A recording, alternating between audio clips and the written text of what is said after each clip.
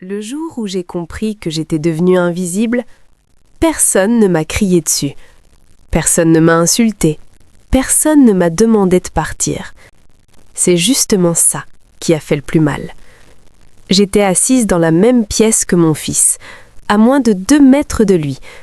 Et pourtant, j'avais l'impression de ne plus exister.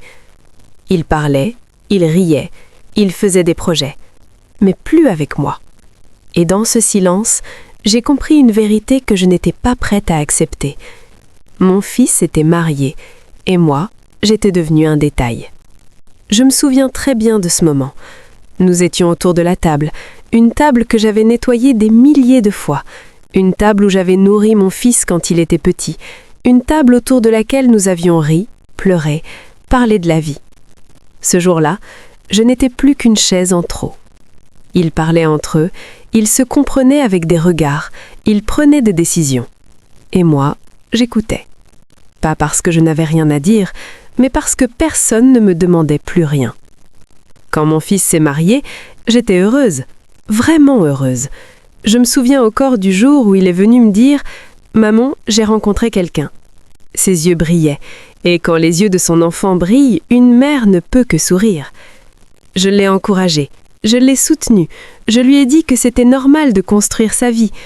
Je n'avais aucune idée que petit à petit, ma place allait disparaître. Avant son mariage, nous parlions souvent, pas forcément longtemps, mais régulièrement. Il m'appelait pour me demander comment j'allais, il me racontait sa journée, il me demandait mon avis. J'étais sa mère, mais aussi quelqu'un qui comptait. Après son mariage, les appels ont changé. Ils sont devenus plus courts, plus rares, plus distants. Je me disais, c'est normal, il est occupé. Je trouvais toujours une excuse, toujours. La première fois que j'ai vraiment ressenti quelque chose de différent, c'était un dimanche. Je lui ai proposé de passer manger, comme avant, juste un repas simple, rien d'extraordinaire. Il a regardé sa femme, puis il m'a répondu « On a déjà prévu quelque chose ». Pas méchant, pas froid, juste définitif. Ce jour-là, j'ai souri, mais à l'intérieur, quelque chose s'est fissuré. Avec le temps, j'ai commencé à remarquer des détails qu'on ignore quand on ne veut pas voir la vérité. Les conversations qui s'arrêtent quand j'entre dans la pièce, les décisions déjà prises avant que j'arrive, les regards échangés au-dessus de ma tête. Je n'étais plus consultée, je n'étais plus incluse, je n'étais pas rejetée, j'étais effacée. Un jour, je suis allée chez eux avec un plat que j'avais préparé, comme je l'ai toujours fait, par amour, par habitude. Elle m'a remerciée, elle a pris le plat et elle a refermé la porte. Mon fils m'a dit « Merci maman, on se rappelle ». Il n'y avait pas de méchanceté dans sa voix, mais il n'y avait plus de place non plus. Je suis restée quelques secondes devant cette porte fermée, puis je suis partie. Ce soir-là, je me suis assise seule chez moi. La maison était calme, trop calme. Je me suis demandé quand exactement j'étais passée de « maman » à « quelqu'un de trop ». Je n'avais rien fait de mal, je n'avais pas critiqué, je n'avais pas imposé, j'avais juste continué à aimer. J'ai commencé à faire attention à mes gestes, à mes paroles, à ma présence. Je parlais moins, je proposais moins, je dérangeais moins. Et plus je me faisais petite, plus je disparaissais. Le plus douloureux, ce n'était pas ma belle-fille, c'était le silence de mon fils. Il voyait, il savait, mais il ne disait rien. Et parfois, le silence de celui qu'on a élevé fait plus mal que toutes les paroles du monde. Je repensais souvent au passé, quand il était petit, quand il me tenait la main pour s'endormir, quand il me cherchait du regard dans une pièce pleine de monde. À cette époque, j'étais son repère. Aujourd'hui, j'étais une ombre. Et pourtant, je continuais à sourire, parce qu'une mère apprend très vite à cacher sa douleur, à ne pas déranger, à ne pas être un problème. Mais au fond de moi, une question revenait sans cesse. Comment peut-on devenir invisible aux yeux de l'enfant qu'on a élevé ? Et ce n'était que le début, parce que ce que je n'avais pas encore compris, c'est que devenir invisible n'est pas un instant. C'est un processus lent, silencieux et profondément douloureux. Devenir invisible ne se fait pas du jour au lendemain. C'est quelque chose qui arrive lentement, presque doucement. Au début, on n'y croit pas. On se dit que ce sont des détails, des coïncidences. On se rassure. On se ment un peu. Après le mariage de mon fils, j'ai commencé à sentir que ma présence avait changé de poids. Avant, quand j'appelais, il répondait. Même s'il était occupé, il trouvait toujours un moment. Maintenant, il rappelait plus tard. Puis encore plus tard. Parfois, pas du tout. Je me disais, il a sa vie, c'est normal. Je voulais être une mère compréhensive, une mère moderne, une mère qui ne dérange pas. Quand je leur rendais visite, je faisais attention à tout. À l'heure à laquelle j'arrivais, à la durée de ma visite, à ce que je disais. Je ne voulais surtout pas être de trop. Je m'asseyais souvent sur le bord du canapé, comme quelqu'un qui ne sait pas s'il peut vraiment rester. Je parlais quand on me parlait, je me taisais le reste du temps. Petit à petit, j'ai remarqué que certaines choses se faisaient sans moi. Les repas de famille, les décisions importantes, les projets. Je les apprenais après, par hasard, par quelqu'un d'autre. Et à chaque fois, je souriais. Parce que montrer sa tristesse, c'est parfois passer pour quelqu'un de difficile. Un jour, j'ai entendu ma belle-fille dire « On préfère décider à deux ». Elle n'a pas crié. Elle n'a pas été méchante. Elle a simplement posé une limite. Et mon fils a hoché la tête. Ce geste-là m'a fait plus mal que 1000 mots. Je me suis alors mise à changer. Pas parce qu'on me l'a demandé, mais parce que je sentais que c'était nécessaire. Je proposais moins, je venais moins souvent, je posais moins de questions. Je voulais leur laisser de l'espace. Mais au fond, je savais que cet espace, je le payais avec ma place. Les silences sont devenus plus longs. Quand j'étais avec eux, il y avait souvent des pauses gênantes. Des moments où personne ne savait quoi dire. Avant, ces silences n'existaient pas. Nous parlons de tout, de rien. Maintenant, j'avais l'impression de marcher sur un sol fragile. Je me souviens d'un dîner en particulier. Nous étions à table, ils parlaient d'un projet qu'ils avaient. Ils riaient, ils s'enthousiasmaient. Je les regardais. Et soudain, j'ai compris que ce projet ne me concernait pas, que mon avis n'était pas attendu, que ma présence n'était pas nécessaire. Je mangeais en silence. Je souriais. Mais mon cœur se serrait. Le plus dur, ce n'était pas d'être mise de côté. C'était de sentir que mon fils s'y habituait. Il ne faisait plus attention à mes silences, à mes sourires forcés, à mes absences. Et quand quelqu'un s'habitue à votre absence, c'est là que vous comprenez que vous disparaisiez déjà. Je rentrais souvent chez moi avec une fatigue étrange. Pas physique, émotionnelle. Je m'asseyais seule, je regardais autour de moi. La maison était la même, mais moi, je ne l'étais plus. Je me sentais inutile, déplacée, comme si mon rôle avait expiré sans que personne ne m'en informe. Parfois, je me demandais si c'était de ma faute. Si j'avais trop aimé, si j'avais été trop présente, si j'avais pris trop de place autrefois. Mais aimer son enfant n'est pas une erreur, même quand ça fait mal. Un jour, mon fils m'a dit « Maman, ne t'inquiète pas, tout va bien ». Il voulait me rassurer. Mais ce « tout va bien » signifiait surtout « ne pose pas de questions ». Alors, j'en ai plus posé. Je me suis rendu compte que je devenais prudente avec mon propre fils. Prudente avec mes mots, prudente avec mes émotions. Je ne voulais pas être celle qui crée un malaise. Je ne voulais pas être un sujet de conflit. Alors je me suis tue. Et c'est là que j'ai compris une chose importante. On ne devient pas invisible parce que les autres nous effacent. On devient invisible quand on commence à s'effacer soi-même. Je regardais parfois mon fils. Je voyais qu'il m'aimait encore. Mais différemment. Comme on aime quelque chose de familier, de rassurant, mais lointain. Je n'étais plus au centre de sa vie, et peut-être que je ne devais plus l'être. Mais pourquoi fallait-il que cela fasse si mal? Chaque soir, avant de dormir, je pensais à une chose. Je n'avais pas perdu mon fils, je l'avais partagé. Et dans ce partage, j'avais perdu une partie de moi. Il y a toujours un moment précis où tout bascule.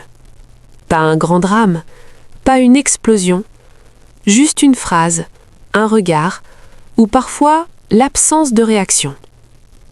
Pour moi, ce moment est arrivé un soir ordinaire. Ils m'avaient demandé de rester chez eux quelque temps. Ils disaient qu'ils avaient besoin d'aide, que ce serait plus simple pour tout le monde. J'ai accepté. Parce que j'étais une mère, parce que je pensais encore avoir une place. J'ai fait ma valise discrètement. Quelques vêtements. Rien de plus. Je ne voulais pas m'imposer. Dans cette maison, j'ai appris une nouvelle façon de vivre. Je me levais très tôt, avant tout le monde. Je faisais le ménage en silence. Je préparais le petit déjeuner. Puis je disparaissais. Je restais dans ma chambre. Je sortais seulement quand c'était nécessaire. Je parlais peu. Je souriais beaucoup. Je faisais tout pour ne pas déranger. Les jours passaient. Et plus les jours passaient, plus je sentais que ma présence pesait. Pas lourdement, mais doucement. Comme une chaise en trop dans une pièce bien rangée.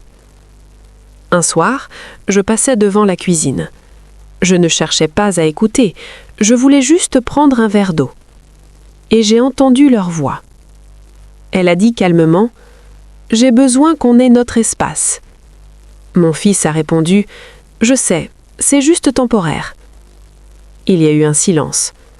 Puis elle a ajouté « Je ne me sens pas à l'aise ». Je me suis arrêtée. Pas parce qu'elle parlait, mais parce que mon fils ne disait rien. Il ne me défendait pas. Il n'expliquait pas. Il acceptait. Cette nuit-là, je n'ai pas dormi. Je regardais le plafond. J'écoutais le silence. Je repensais à tout ce que j'avais fait pour lui, à toutes les nuits sans sommeil, à tous les sacrifices. Et pourtant, à ce moment précis, ça ne comptait plus. Les jours suivants, j'ai commencé à me préparer intérieurement. Je pliais mes affaires plus soigneusement, je rangeais mes souvenirs. Je savais, même si personne ne m'avait encore rien dit. Le jour où tout s'est officiellement terminé était banal. Il n'y avait pas de tension visible, pas de cris, pas de reproches. Elle s'est tenue près de la porte, calme, polie. Elle a dit « Je pense que ce serait mieux si tu restais ailleurs pour le moment ». J'ai regardé mon fils. Il n'a pas levé les yeux. Et là, tout est devenu clair. Ce n'était pas une question de temps, ce n'était pas temporaire. C'était une décision. Je n'ai pas pleuré. Je n'ai pas protesté. J'ai simplement hoché la tête. J'ai dit « D'accord ». Je suis allée chercher ma petite valise. Je l'avais déjà préparée, sans m'en rendre compte. Je suis passée devant le salon, devant la cuisine, devant les murs. Des murs où je n'avais jamais vraiment été chez moi. À la porte, mon fils était là. Il ne disait rien. Je l'ai regardé une dernière fois. Je lui ai souri. Pas parce que j'étais forte, mais parce que pleurer n'aurait rien changé. Quand la porte s'est refermée derrière moi, j'ai senti quelque chose se briser doucement. Pas bruyamment, pas violemment. Quelque chose s'est simplement détaché. Dehors, l'air était froid. Le monde continuait. Les gens passaient. Les voitures roulaient. Personne ne savait qu'une mère venait de perdre sa place dans la vie de son fils. Je me suis assise sur un banc pas loin. J'avais besoin de respirer. Je regardais mes mains. Elles tremblaient légèrement. Pas de colère, pas de haine. Juste une immense fatigue du cœur. Je me répétais une chose. Ne le prends pas personnellement. Mais comment ne pas le prendre personnellement quand la personne qui te met de côté est celle que tu as mise au monde? Ce jour-là, je suis devenue officiellement invisible. Pas parce qu'on m'a rejetée avec violence, mais parce qu'on a choisi le silence à ma place. Et je croyais que le plus dur était passé. Je me trompais. Parce que le plus dur n'est pas de partir. Le plus dur, c'est d'apprendre à vivre après. Après mon départ, le temps a changé de forme. Les journées semblaient longues, mais les semaines passaient vite.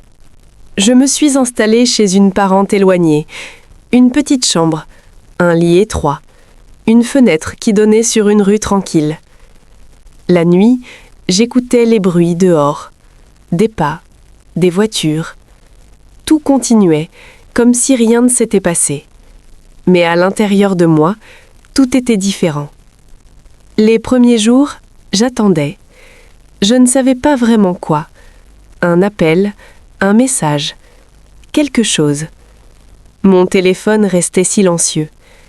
Quand il sonnait, mon cœur s'emballait, puis retombait aussitôt. Ce n'était jamais lui. Je me répétais que c'était normal, qu'il avait sa vie, qu'il avait choisi. Je ne voulais pas être une mère lourde, une mère qui culpabilise. Alors je me taisais. Encore. Je passais mes journées calmement. Je faisais le ménage, je cuisinais de petites choses simples. Je m'asseyais souvent près de la fenêtre. Parfois, je me parlais à voix basse, juste pour entendre un son familier. Je repensais à mon fils enfant, à sa première rentrée scolaire, à ses peurs, à sa confiance en moi. Et je me demandais comment on passe de « Maman, reste avec moi » à « Je ne peux rien dire ». Un jour, j'ai décidé de lui écrire. Pas pour l'accuser, pas pour demander des explications, juste pour parler. J'ai pris une feuille, j'ai écrit lentement. Je lui ai dit que je l'aimais, que je comprenais qu'il construisait sa vie, que je ne lui en voulais pas. Je n'ai pas parlé de sa femme, je n'ai pas parlé de douleur, j'ai simplement écrit que son silence me manquait. J'ai plié la lettre avec soin, je l'ai gardée longtemps dans mes mains, puis je l'ai envoyée. Et j'ai attendu. Les jours ont passé, puis les semaines. Aucune réponse. C'est à ce moment-là que j'ai compris quelque chose de dur, mais essentiel. Parfois, le silence est déjà une réponse. Je commençais à accepter une vérité douloureuse. Mon fils ne me rejetait pas, il m'évitait. Et éviter quelqu'un, c'est souvent plus facile que d'affronter sa propre culpabilité. Un soir, par hasard, je l'ai croisé, dans un petit magasin. Nous ne nous attendions pas à nous voir. Il a dit « Maman ?» J'ai répondu « Bonjour ». Il m'a demandé comment j'allais. J'ai dit « Ça va ». Encore un mensonge doux. Il a dit « On a été très occupés ». J'ai hoché la tête. « Je comprends », ai-je répondu, et je le pensais vraiment. Quand je suis sortie du magasin, quelque chose m'a frappée. Il avait appris à vivre sans moi, et moi, j'étais encore en train d'apprendre. Cette nuit-là, je n'ai presque pas dormi. Je me posais toujours les mêmes questions. Est-ce que j'ai trop donné? Est-ce que j'ai trop aimé? Mais aimer son enfant n'est jamais une erreur, même quand ça fait mal. Quelques semaines plus tard, j'ai reçu un message, simple. On devrait parler. 3 mots, mais ils ont tout fait remonter. Je n'ai pas répondu tout de suite. J'ai respiré, longuement. Je ne voulais pas espérer trop fort. Puis j'ai écrit « Quand tu veux ». Nous nous sommes retrouvés dans un café, un endroit neutre, calme. Je suis arrivée en avance. Quand il est entré, j'ai vu tout de suite qu'il était fatigué. Pas physiquement, intérieurement. Nous avons parlé, pas vite, pas fort. Il m'a dit qu'il ne savait pas comment gérer les choses, qu'il voulait éviter les conflits. Je l'ai écouté. Je n'ai pas interrompu. Puis je lui ai posé une seule question. Est-ce que tu as pensé à ce que moi, je ressentais ? Il est resté silencieux. Puis il a dit « Je pensais que tu étais forte ». Cette phrase m'a traversée, parce que la force, mal comprise, devient parfois une excuse pour faire souffrir. Je lui ai répondu calmement « Être forte ne veut pas dire ne rien sentir ». À ce moment-là, j'ai compris quelque chose d'important.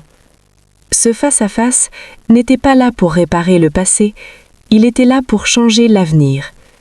Je ne voulais plus mendier une place, je voulais juste être respectée.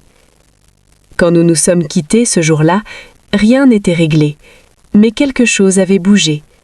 Et parfois, c'est suffisant pour commencer à guérir. Après cette conversation au café, je ne suis pas rentrée chez moi avec des réponses claires. Mais je suis rentrée avec quelque chose de plus important. La vérité. Pas une vérité qui accuse, pas une vérité qui condamne. Une vérité simple et difficile à accepter. Mon fils m'aimait toujours. Mais il ne savait plus comment me protéger sans mettre son couple en danger. Et moi, je ne savais plus comment exister sans prendre trop de place. Pendant longtemps, j'avais cru que mon rôle de mère devait tout supporter. Le silence, la mise à distance, l'effacement. Je pensais que c'était ça, aimer. Mais ce jour-là, quelque chose a changé. J'ai compris que l'amour n'est pas fait pour écraser quelqu'un. Même doucement, même sans intention. Les jours suivants, je me suis autorisée à faire quelque chose de nouveau. Je me suis autorisée à penser à moi. Pas avec égoïsme, avec respect. Je ne courais plus après les appels, je ne guettais plus chaque message. Quand il appelait, je répondais. Quand il ne le faisait pas, je continuais ma journée. J'ai commencé à remplir mes journées autrement. Je sortais marcher le matin, je prenais le temps de m'asseoir sur un banc, d'observer les gens. Je lisais, j'ai cuisiné pour moi. J'ai redécouvert le silence, pas comme un vide, mais comme un espace. Peu à peu, j'ai senti quelque chose revenir. Une dignité que j'avais mise de côté. Une présence à moi-même. Je n'étais plus seulement la mère de... J'étais une femme. Avec une histoire, avec une valeur. Un jour, mon fils est venu me voir. Seul. Il s'est assis en face de moi comme quand il était jeune. Il m'a dit « Maman, je crois que je commence à comprendre. » Je ne l'ai pas interrompu. Il m'expliquait qu'il avait peur. Peur de perdre son équilibre, peur de décevoir. Je l'ai écouté. Puis je lui ai dit doucement « Tu n'avais pas besoin de me faire disparaître pour construire ta vie. » Il a baissé les yeux. Il n'y a pas eu de grandes excuses, pas de promesses, mais il y avait quelque chose de nouveau. Du respect. Avec le temps, notre relation a trouvé un autre rythme. Moins fusionnel, plus honnête. Je ne vivais plus dans l'attente, je vivais dans le présent. Je venais quand j'étais invitée, je partais sans me sentir coupable et surtout, je ne me sentais plus invisible. J'ai compris que parfois, la vraie réconciliation n'est pas avec les autres, elle est avec soi-même, avec ce que l'on accepte, avec ce que l'on refuse. Aujourd'hui, quand je repense à cette période, je ne ressens plus la même douleur. Il reste une trace, un souvenir, mais aussi une leçon. On peut aimer profondément sans s'effacer complètement. On peut être mère sans disparaître. Si tu écoutes cette histoire et que tu te reconnais, j'aimerais te dire quelque chose. Ton silence n'est pas une obligation. Ta dignité n'est pas négociable. Et ton amour n'a pas besoin d'être invisible pour être vrai. Le jour où je suis devenue invisible après le mariage de mon fils a été un jour de grande perte. Mais il a aussi été le début d'une autre chose. La reconquête de moi-même.